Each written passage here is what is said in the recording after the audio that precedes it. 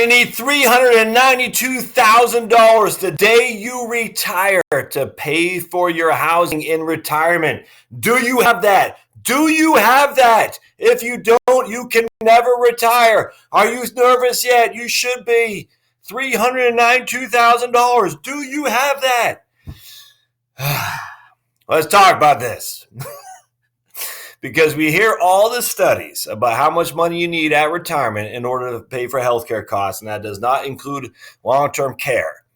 So I want to say, if that's how much money we need for healthcare, well, how much do we need for housing, given that housing is a huge, extraordinary measurement of your total expenditures in retirement? By far and away, the biggest expense you'll have is housing. So if healthcare is so dastardly, we need X amount of dollars for healthcare, then let's really focus on housing. So this will be interesting for you. You'll get a kick out of this one, and we can take a deep breath and relax. So don't forget to subscribe, thumbs up, smash the thumbs up button. As always, helps me with the YouTube algorithm, and of course, comments down below. So let's dive into this. So first and foremost, we're going to go to the Fidelity thing, and this is actually a pretty good website. They have a couple, and I'm going to refer a couple times to this. They got a pretty sweet right here, how much will it cost for you? And they got a little tutorial you can use. I'll do a video on that separately. I liked it quite a bit. I don't have a qualm with their calculations, none the least.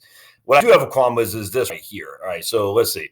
How much should you plan to pay for healthcare costs after you retire? According to Fidelity Healthcare Cost Estimate, an average retired couple age 65 in 2016 may need approximately $260,000 saved after tax to cover healthcare expenses in retirement. Of course, the amount you'll need will depend on when and where you live and how healthy you are. Let's just go down to number 13 here. 2016 analysis by Fidelity with the Benefits Consulting Group, a hypothetical couple retiring in 2016 at 65 years old with average life expectancy is 85 and 87 for male and female. So they're looking about 20 years or so. Estimates are calculated for average retirees, but we get that. Fidelity retiree healthcare cost estimates assume that individuals do not have employer-provided retiree healthcare coverage, but do qualify for original Medicare. The calculation takes into account cost-sharing provisions such as deductibles and co-insurance associated with Medicare Part A, Part B, and Part D, as well as certain services provided by the original Medicare. The estimate does not include other health-related expenses such as over-the-counter medications, dental services, and long-term care. And that's the big one right there where everyone freaks out on. Life expectancies are based on research and just on the Society of Actuaries 2014 tables. Okay, so that's good. Without question, I got no problem with it. Actually, I did a thing on what they're looking for, and it says after tax, and they're still using a 5% tax. So it'd actually be much, much more than $260,000 if you factor the taxes. Where is it? 260 here. It'd be much more than a 260 if I can find it. Yeah, but wherever it was, where'd it go, man? The 260,000. All right, here. They need approximately 260,000. That's after tax. More than that because you got to pay tax on 260. But anyway. So anyway, going to BLS survey. All right, so this is the Bureau of Labor Statistics. Let's make this a little bit bigger if it allows me. Yep, there we go. All right. And this literally, I'm telling you, I live and die on the BLS stuff and the HRS stuff, which is the Health and Retirement Study. I live and die by it. But I want to go on this. Average expenditures by age of reference person by Consumer Expenditure Survey. So these are real live numbers, not fanciful. They're real live. And I'm going to use the average expenditures from anyone age 55 and older. All right. So this goes from 55 all the way up until 95. I mean, their average expenditures. And we're going to say what their health. I'm going to backtrack how we get to housing. And we're going to get their health care. So their health care in this case is $5,452. And that's the average. And I always challenge the averages because averages can skew things much higher than they really are in reality because the bottom end of the average is zero. You can't go below zero. You don't have a negative healthcare cost. You don't.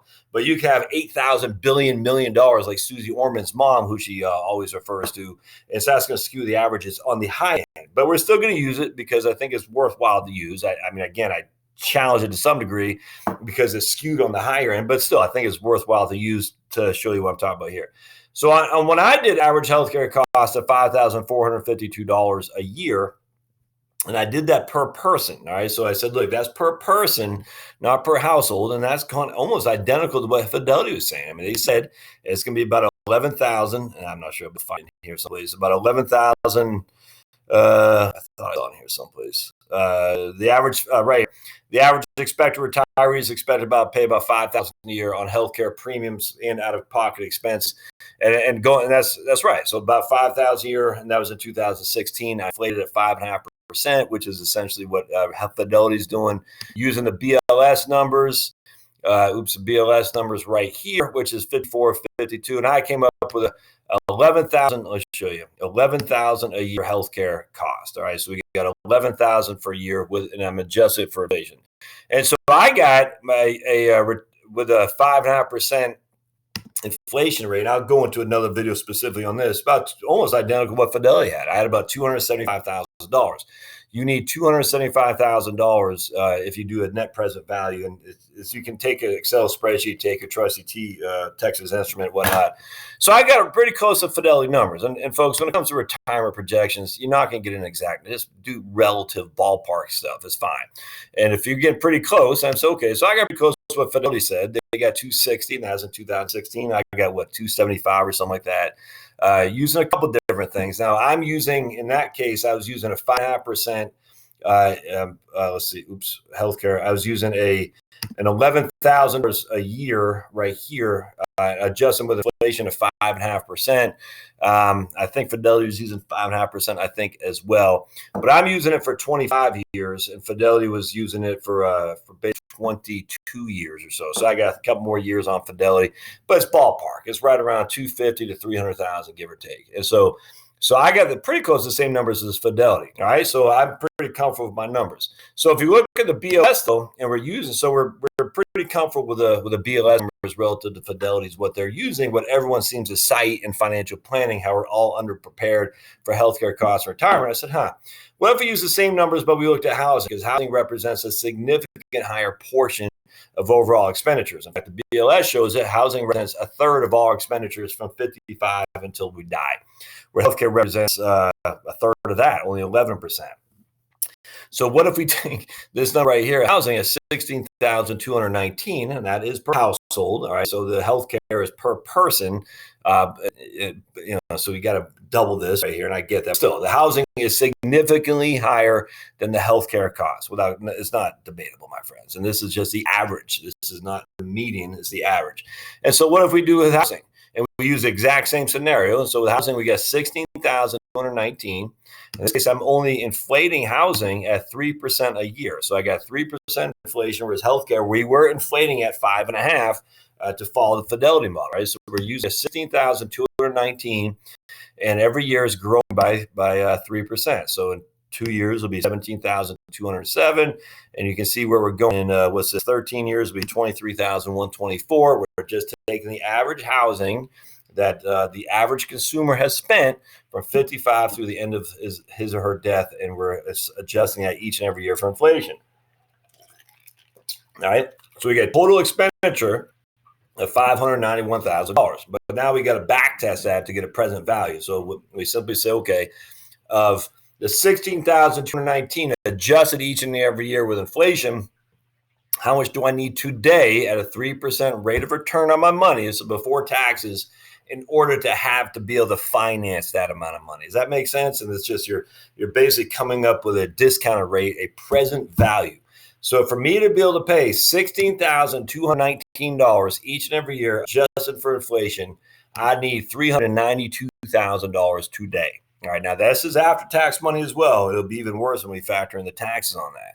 But I'm not going to go for that. Because I'll let you. I mean, you're basically going to have to take 20% out for taxes, which would mean you need about $500,000.